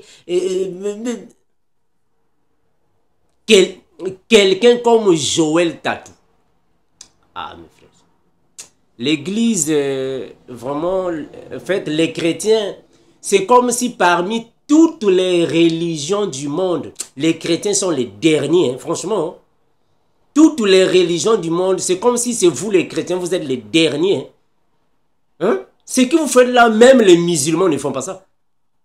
Comment est-ce que vous pouvez faire quelqu'un qui vous dit quelque chose? Donc, vous dites Amen, même à des faussetés. Amen. Ah, mes frères. Est-ce que vous avez déjà vu un musulman qui ne connaît pas le Coran? Les musulmans, vous ne voyez pas les musulmans. Ils sont attachés avec... Non, dans le Coran, on a dit. Les musulmans, ils sont toujours avec le Coran. On a dit le Coran. Mais vous, chrétiens, vous les chrétiens, bon, pas tous, je ne dis pas tous, mais quelques-uns. C'est-à-dire que la majorité. Il y a plusieurs chrétiens comme ça. Tout ce qu'on leur dit Amen. Ah, mais toi tu dis Amen. Est-ce que tu as vérifié dans la Bible? Voilà pourquoi les gens disent que non, les églises ou soit le corps de Christ est en train, je ne sais pas. C'est vous là qui dites que c'est à cause de l'évangile que l'Afrique est pauvre. C'est à cause de l'évangile que en fait en Afrique il y a des malheurs. C'est à cause de l'évangile que nous, Africains, nous n'évoluons pas. Mais ça, c'est faux et archi faux. Ça, c'est faux et archi faux. C'est à cause de votre ignorance. Vous êtes des ignorants. C'est à cause de votre manque d'intelligence. Voilà pourquoi parfois on vient ici pour s'enflammer contre toutes ces hérésies-là. Toutes vos bêtises que vous faites dans vos églises. Et vous l'appelez prophète Joël Tatou. Est-ce que Joël Tatou c'est un prophète? Ah, mes frères. Est-ce que Joël Tatou c'est un prophète? Oh, mes frères. Quel prophète? Ça, c'est quelqu'un à remettre à l'école de dimanche. Il ne connaît rien de l'autre. Quel prophète? Joël Tatou c'est un prophète. Là où on va parler du prophète, prophète Esaïe. Là où on parle du prophète Élie, le prophète Moïse. On parle du prophète Jérémie, Ézéchiel. On peut parler d'Abakouk, on parle de Joseph. Vous venez me parler de Joël Tatou. Ça, c'est un prophète. Quelqu'un qui n'a aucune connaissance biblique. Ça, ce sont des gens, appelés-les pour des débats bibliques qui ne viennent jamais. Je suis prophète. Ça, c'est quel prophète? Alors, Dieu m'a dit, dans ta poche, il y a une pierre. J'ai vu une pierre dans ta poche. Ça c'est un prophète. Dieu m'a dit, dans ta maison, il y a les caleçons rouges. Je vois là-bas, dans ta maison, il y a des slips verts. Il y a des chaises en plastique dans ta maison. Ça, c'est un prophète. Ah, mes frères, moi, je n'ai jamais vu en fait, une religion là où on sait. C'est comme si on a pris tous les... Je suis en train d'éviter de dire des choses. Pour ne pas dire que frère Armando, il faut te contrôler, tu es un homme de Dieu. Il y a des choses que vous faites, vous vraiment, on peut parler, on peut enseigner. C'est triste, hein? Mes frères, vous qui partez dans les églises, bâtiments, ou soit dans les salles, mais mes frères, soyez quand même intelligents, frère. Voilà pourquoi beaucoup parmi vous disent que non, mes frères, tu ne sais pas, ils sont envoûtés, on les a envoûtés. Mes frères, mais comment ça se fait-il qu'un chrétien va être envoûté? Comment est-ce qu'un chrétien peut être envoûté? Vous allez m'expliquer ça comment, frère? Alors qu'un chrétien, c'est quelqu'un qui est imitateur de Jésus-Christ. Un frère, un chrétien, c'est un imitateur de Christ. Il marche avec l'Esprit Saint. Il est dirigé par l'Esprit du Père. Il marche selon les commandements du Dieu créateur du ciel et de la terre, Jésus-Christ. Comment est-ce qu'il va être envoûté? On voit dans vos églises des choses, moi je ne sais pas comment. On vous dit d'aller manger les... Oh, mes frères, ah tiens.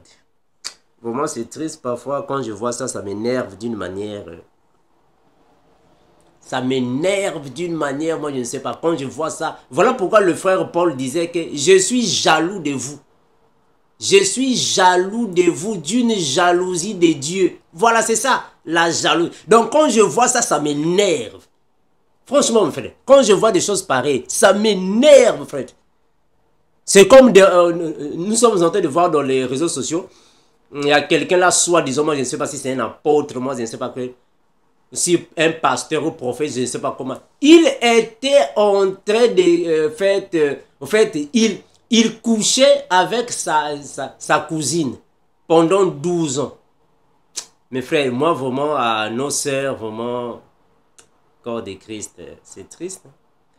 Comment ça se fait-il que les sœurs qui sont dans les églises, qui sont dans les religions telles que les témoins de Jéhovah, sont apparemment plus intellectuelles, c'est plus attentives que nos sœurs dans le corps de Christ? Non, mes frères, vous ne voyez pas vous-même qu'il y a une différence? Et pourtant, les témoins de Jéhovah n'ont pas le Saint-Esprit. Ils sont nombreux, même chez les musulmans là-bas. Moi, je ne sais pas où, frère. Est-ce que vous avez déjà entendu les choses qui se passent dans le corps de Christ dans d'autres religions? Comment ça se fait qu'une sœur qui va prier, tu vas à l'église, soi-disant tu vas à l'église, mais tu es en train de coucher avec le pasteur. Le pasteur est tenté de faire la ronde. Donc, un seul pasteur qui va commencer à coucher avec la maman, la première fille, la deuxième fille, la cousine, les nièces dans une même famille. Le pasteur est tenté de vous ravager. Mes frères, moi je n'ai jamais vu vraiment des ignorants comme les chrétiens. Parfois ça m'énerve quand je vois des choses comme ça. Et vous dites que je suis chrétien. Moi je suis chrétienne. Moi je suis chrétien, je suis chrétienne. Quelqu'un vient vous dire abracadabra, vous dites mes frères. Mais d'ailleurs, lui-même, il a dit. Ah Seigneur, aide-nous quoi, franchement. Lui-même, le faux, moi, je ne sais pas, Joël Tatou. Lui-même, Tatou lui-même a dit que c'est quelque chose que les magiciens font. Quand un magicien fait ceci, et quand un magicien, lui-même, il vous dit déjà que les magiciens font ça. Ah, mes frères! Il est en train de dire lui-même que quand un magicien, lorsque les magiciens font ceci, un magicien, il vous parle déjà que ce sont des choses que les magiciens font. Mais il vous dit encore, répétez ça. Répétez abracadabra. Dis à ton voisin. Dis à ton voisin. Donc vous tous, vous êtes là en train d'abracadabra. Et quand vous allez sortir de là, moi je suis chrétien. Je suis chrétienne. Ah, vous êtes vraiment des païens. Vous êtes des païens. Vous n'êtes pas des chrétiens. Des païens. Ah, mes frères. Mais bien aimé, moi je vais évoluer. C'est triste. Hein? Je ne sais pas si je peux prendre la dernière question ici. Je prends la question de mon frère Lino. Lino. Le frère Lino a posé la question. Le frère Lino est à partir de Brazzaville. Le frère Lino dit ainsi. J'ai le texte, j'ai un texte que je lis sur Romains chapitre 8, le verset 11. Ça me dépasse, je ne comprends rien. Romains 8, 11. Et si l'esprit de celui qui a ressuscité Jésus d'entre les morts habite en vous, celui qui a ressuscité Christ d'entre les morts rendra aussi la vie à vos corps. Là où je suis un peu perdu, on me parle de l'esprit qui a ressuscité Jésus et on me parle toujours la même phrase, mais cette fois-ci, on parle de l'esprit qui a ressuscité Christ. Très important. Je voulais savoir un peu la différence entre la partie de Jésus et Christ. Merci et bonne journée à vous dans la paix de notre Seigneur Jésus-Christ. Merci frère Lino pour la question. Mais bien aimé, comprenons une chose. Premièrement, j'aimerais ici dire à tous mes frères et mes sœurs que il ne faut jamais se limiter. La Bible, Louise Ségon. Très important. Il ne faut pas se limiter ici. Bible, Louise Ségon. Pof, tu te limites là-bas. Parce qu'en réalité, Louise Ségon a plusieurs versets bibliques qu'il n'a pas bien traduits. Je répète, frère. Très important. Surtout pour mes frères et sœurs qui veulent comprendre la vérité. Pas ceux qui sont là-bas, abracadabra. Mais ceux qui veulent comprendre la vérité. Ceux qui font des recherches pour comprendre les saintes écritures. Il ne faut pas trop se limiter avec ou sur, si vous voulez, la Bible Louise Ségon. Louise Ségon est une Bible qui n'a pas trop bien expliqué certains versets bibliques. Il faut vraiment parfois, il faut avoir d'autres versions bibliques pour avoir l'éclairage. Hein, mes frères, ça vous fera du bien. Donc, on va lire ce passage. Regardons. Ce passage, qu'est-ce que la Bible nous dit? Dans Romains 8, 11. Qu'est-ce que la Bible dit? On va prendre deux passages bibliques, on va les comparer. Romains 8, 11. Regardez, la Bible dit ainsi. Romains 8, 11. La Bible dit ainsi. Et si l'esprit de celui qui a ressuscité Jésus d'entre les morts habite en vous, celui qui a ressuscité Christ d'entre les morts rendra aussi la vie à votre corps mortel par son esprit qui habite en vous. Celui qui a ressuscité Jésus, celui qui a ressuscité Christ. Ça, c'est la confusion du frère. Oh, bon, je vais prendre ça dans cette version. Good News Translation. Qu'est-ce qu'on dit ici? Romains 8, 11. Romains 8, 11. C'est lui qui a ressuscité Jésus, c'est lui qui a ressuscité Christ. Romains 8, 11. La Bible dit ainsi. Si l'esprit de celui qui a ramené Jésus d'entre les morts habite en vous, alors Dieu qui a ressuscité je pèse sur ça, très important. Alors 11. Alors Dieu qui a ressuscité le Christ d'entre les morts donnera aussi la vie à vos corps mortels par son esprit qui habite en vous. Lui, Ségon nous dit, c'est lui qui a ressuscité Christ. Good News Translation nous dit, c'est lui qui a ressuscité le Christ. Mes frères, tant que vous n'allez pas comprendre ces expressions, voilà pourquoi il y a toujours des divergences parmi nous. Très important. Ici, je m'adresse surtout à ceux qui ont fait l'orthographe. Ou soit, bon, ceux qui ont fait la littérature. Dans les écoles, la littérature, très important. Christ est le Christ. Très important. Là fait la différence. Hein, mes frères, vraiment, si vous avez l'esprit de la littérature française, si vous avez l'esprit du vocabulaire ou de la grammaire française, Vous allez comprendre la différence. Mais on va en parler un peu demain. Voilà, je suis en train de voir l'heure parce que j'ai d'autres choses à faire. Ah Seigneur, donne-moi plus de temps. Je suis coincé. Je prends la version second 21.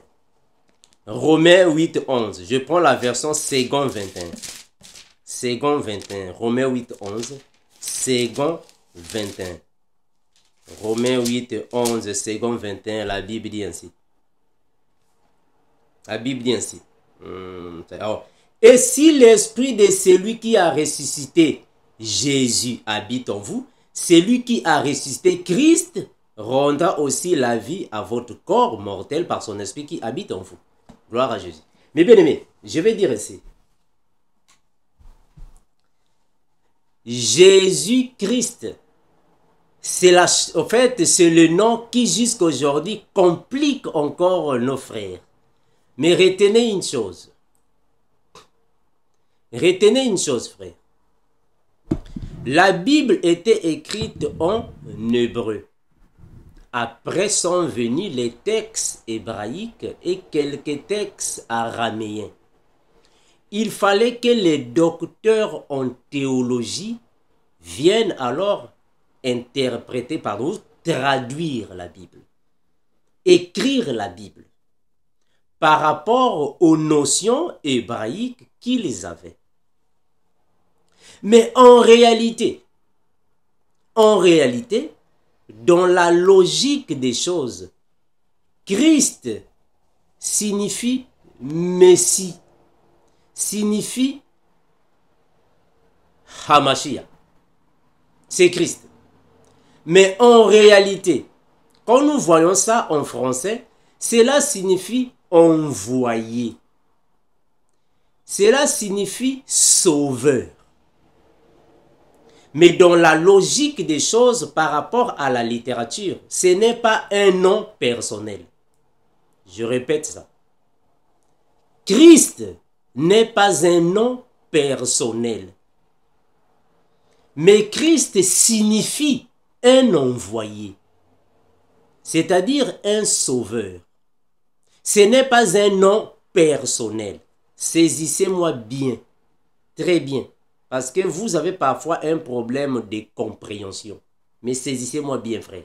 Je n'insulte personne, mais c'est ce que j'ai constaté. Christ n'est pas nom d'une personne. Mais Christ signifie en réalité envoyé, Messie, qui est Hamashiach, sauveur. Alors, les Israélites attendaient un sauveur. Mais le sauveur là ne s'appelle pas Christ. Le sauveur, quand il est venu, il s'appelle Jésus.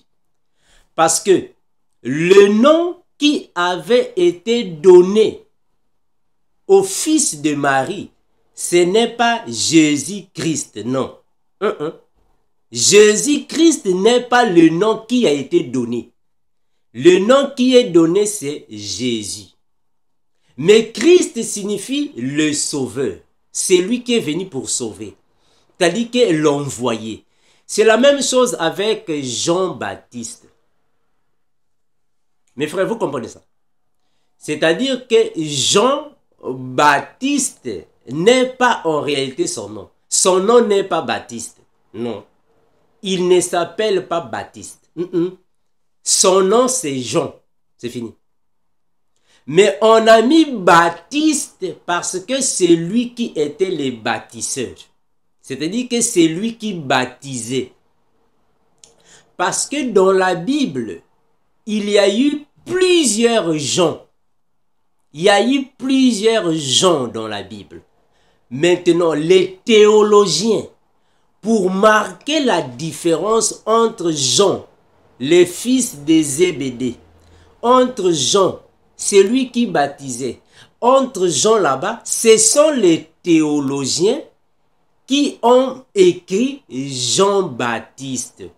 Pourquoi Baptiste? C'est pour marquer la différence avec les autres Jean. Parce que Jean, son nom qui avait été donné, c'est Jean. Baptiste vient fait du mot baptême.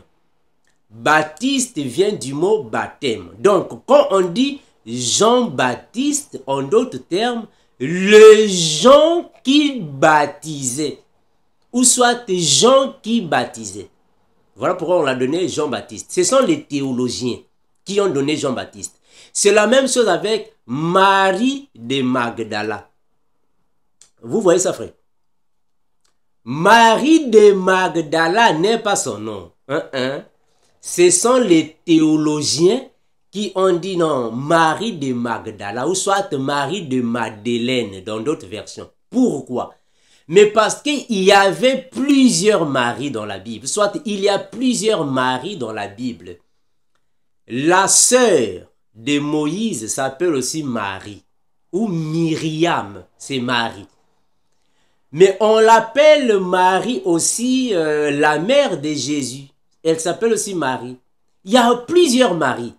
Maintenant, Marie qui était disciple de Jésus, ce sont les théologiens qui ont préféré la distinguer. Marie de Magdala ou de Madeleine pour marquer la différence entre les autres Maries. Parce que Magdala ou Madeleine était un territoire. C'est un territoire. En d'autres termes, voilà. C'est comme si je voulais ici vous dire que, bon, moi, au fait, en réalité, je suis l'unique frère Armando qui donne les enseignements en français. Mais il y a aussi d'autres frères Armando, au fait, au Brésil et en Portugal. Il y a beaucoup de frères Armando. Maintenant, s'il y a 3 ou 4 frères Armando qui donnent les enseignements bibliques en français, alors il faut marquer la différence. Il faut maintenant dire le frère Armando des États-Unis, le frère Armando du Brésil, le frère Armando du Portugal. Mais réellement, en réalité, moi je ne suis pas le frère Armando des États-Unis. Des États-Unis n'est pas mon nom. Mais si on dit le frère Armando des États-Unis, c'est pour marquer la différence. C'est la même chose avec Marie de Magdala. En réalité, son nom n'est pas de Magdala. Jean-Baptiste, son nom n'est pas Baptiste. Est-ce que vous voyez ça? Même le frère Élie le Tishbite, ça c'est pas son nom. Donc, quand la Bible dit Jésus-Christ, c'est pour marquer la différence parce que le frère Josué aussi s'appelait Jésus. Le frère Josué. Josué aussi, dans d'autres versions des Bibles, c'est Jésus. Il y a aussi eu Jésus aussi qui était Bar Jésus. Mais il y a aussi eu Jésus, le fils de Marie. Donc les théologiens, pour faire la différence, ils ont mis Jésus-Christ. Pourquoi Christ? C'est pour le différencier aux autres Jésus. Et quelque part, on a même dit Jésus de Nazareth. Vous n'avez pas vu ça dans la Bible? Quelque part, on parle même de Jésus de Nazareth. Mais son nom n'est pas Jésus de Nazareth, non. Il ne s'appelle pas Jésus de Nazareth, non. Mais on l'appelle Jésus de Nazareth, mais parce que Joseph et Marie habitaient dans la ville de Nazareth. Voilà pourquoi on appelle Jésus de Nazareth, parce qu'il a grandi dans la ville de Nazareth, mais il n'est pas né dans la ville de Nazareth. Il est né à Bethléem. Ça, vraiment, ce sont les notions à connaître, hein, frère. Très important. Hein? Jésus-Christ est né à Bethléem, mais il a grandi à Nazareth. Pourquoi? Mais parce que Joseph et Marie étaient dans la ville de Nazareth. Arrivé au temps de faire les recensements, il fallait qu'ils aillent dans leur territoire. En fait, le territoire de leurs ancêtres, le territoire de David, le territoire natal de David. Donc, il fallait rentrer dans leur territoire. Alors, ils rentraient maintenant à Bethléem. En rentrant à Bethléem, c'est au cours du chemin, au cours du voyage que Jésus est né. Donc, Jésus n'est pas né à Jérusalem, pardon. Il n'est pas né à Bethléem, mais il est né à Bethléem en Judée. Mais après le recensement, le couple, soit la famille déjà, est rentré à Nazareth. Voilà pourquoi on l'appelle Jésus de Nazareth. Mais en réalité, ce sont les théologiens qui ont écrit Jésus de Nazareth, comme Marie de Magdala, comme Jean le Baptiste. Ce sont les théologiens. Voilà mes frères. Donc je peux revenir. Hein, pour ça, ce sont les notions de l'histoire. Hein. Il faut connaître ça, c'est important. Alors, quand la Bible dit Dieu a ressuscité Jésus, mais il dit encore que Dieu a ressuscité le Christ, ou soit Christ, c'est facile à comprendre, que cela ne vous complique pas. Mais comment Christ est le nom? Jésus, c'est la personne. Jésus, c'est la personne. Le fils de Marie. Mais attention, très important. Nous avons Christ dans deux étapes. Il y a Christ dans deux étapes. Voilà pourquoi même il y a même des musulmans qui confondent ces passages bibliques. Ah, mes frères, si vous ne comprenez pas la Bible, surtout vous les musulmans, il faut seulement se taire. Hein? Il faut apprendre, mes frères. Il y a beaucoup de musulmans. Je revenais ici, je viendrai répondre aux musulmans. Il y a beaucoup de musulmans qui confondent ces passages bibliques. Vous savez où? Beaucoup de musulmans confondent, voilà. Il y a presque tous les musulmans qui enseignent le Coran, ils confondent ces passages bibliques ici. Je suis dans Apocalypse, regardez. Apocalypse chapitre 1er, le verset 1er. La Bible dit ainsi. Révélation de Jésus-Christ et que Dieu lui a donné pour montrer à ses serviteurs les choses qui doivent arriver bientôt et qu'il a fait connaître par l'envoi de son ange à son serviteur Jean. Mes frères, beaucoup de musulmans, quand ils posent cette question aux chrétiens, il y a certains chrétiens qui sont bloqués. Mais voyez ici, on a dit que c'est la révélation de Jésus-Christ que Dieu lui a donnée. Mes frères, mes bien-aimés, Jésus, c'est le fils de Marie. Mais quand la Bible parle de Christ, nous voyons Christ dans deux dimensions. Christ comme esprit. Je répète ça, très important. Christ comme esprit, c'est l'esprit de Dieu le Père. C'est Christ comme esprit dans la pensée du Sauveur. Parce que Christ n'est pas un nom, je le répète, Christ n'est pas un nom personnel. Et Christ signifie celui qui a été envoyé pour sauver le peuple. C'est le Sauveur. Je vais relire ça. Regardez. Christ ici signifie un envoyé pour sauver, le Sauveur. Et cet esprit-là, c'est l'esprit du Père. Ça, c'est la première facette de Christ. Regardez. Ah, mes frères. Je vais revenir pour en parler et entrer en profondeur s'il y a des questions qui vont surgir. Regardez. Le frère Jude dit ainsi. Jude 1, 25. Jude 1, 25. Il dit ainsi. Dieu seul, notre Sauveur, par Jésus-Christ, notre Seigneur, soit gloire, majesté, force et puissance, dès avant tous les temps et maintenant et dans les siècles. Amen. Mes frères, est-ce que vous comprenez ce qu'il a dit? Voilà pourquoi il y a plusieurs personnes en fait, qui confondent. Mes frères, je vous l'ai toujours dit et je vais continuer de le répéter. Ce n'est pas dans le but de vous manquer peut-être des considérations, soit peut-être, je ne sais pas quelle expression je peux utiliser. Mes frères, la littérature aussi nous aide à comprendre la Bible.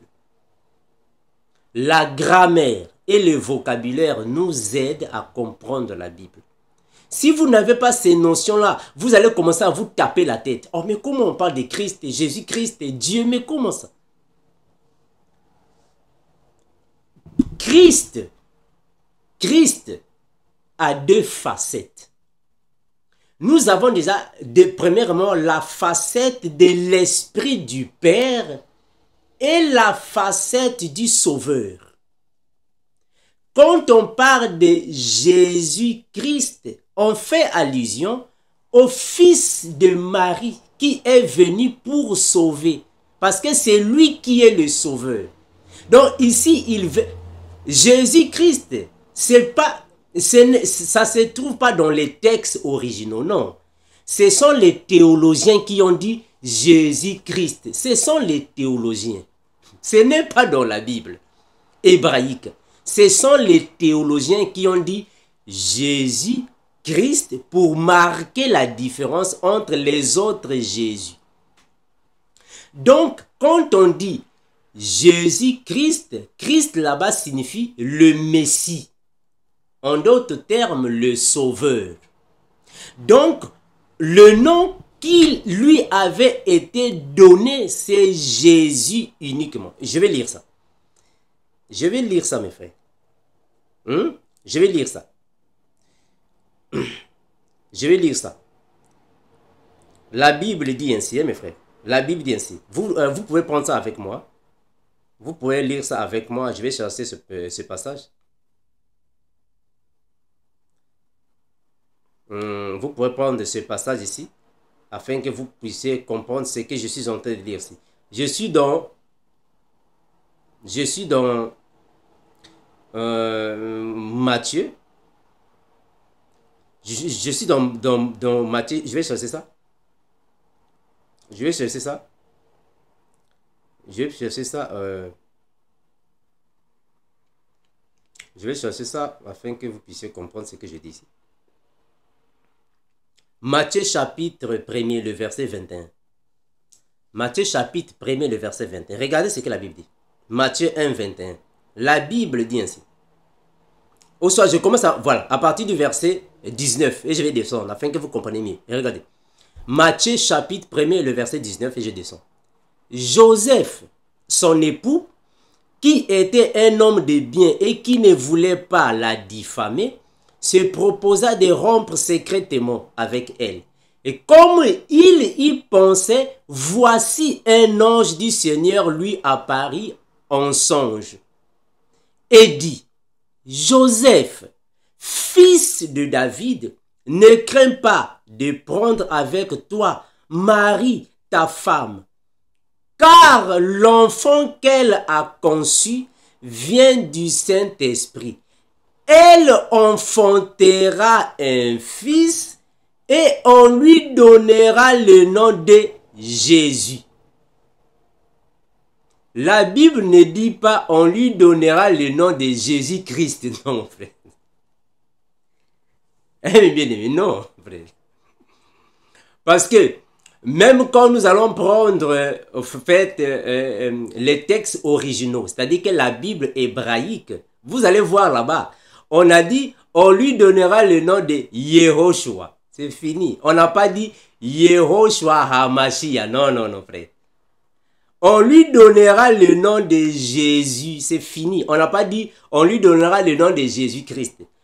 Jésus-Christ, ce sont les théologiens qui ont ajouté Christ pour marquer la différence parce qu'il y a plusieurs Jésus dans la Bible. Dans la Bible, il y a plusieurs Jésus, frère. Je continue. On lui donnera le nom de Jésus. C'est lui qui sauvera son peuple de ses péchés. Retenez ça bien, frère. Très important. On dit, on lui donnera le nom de Jésus. C'est lui qui sauvera. Ici, sauvera, c'est Christ. Puisque Jésus, c'est lui qui sauvera. Donc, il est Jésus le Christ. En d'autres termes, Jésus le Sauveur. Donc, Jésus-Christ signifie Jésus le Sauveur. Voilà pourquoi nous avons deux facettes de Christ. Quand le frère Paul est en train de dire dans 1 Corinthiens 10, 4, ainsi, je vais lire ça. 1 Corinthiens 10, 4, parce qu'il faut comprendre la Bible, mes frères. 1 Corinthiens 10, 4, la Bible dit ainsi. et qu'ils ont tous bu le même breuvage spirituel, car ils buvaient à un rocher spirituel qui les suivait. Ces rochers étaient Christ. Pourquoi on dit ici ces rochers étaient Christ? Ici, ce n'est pas Christ de Jésus-Christ. Ici, c'est Christ de l'Esprit du Père. L'Esprit qui sauve. L'Esprit sauveur. Parce que le Père, lui aussi, il est Christ. En d'autres termes, le Père, lui aussi, il est sauveur. Je prends la Bible, hein, mes frères. Ce que je dis ici, je suis en train d'aller dans la Bible afin que vous compreniez là où je suis. Regardez, le Père aussi, il est sauveur. Sauveur ici, c'est Christ. Ah, mes bien-aimés. Regardez, je vais prendre un passage.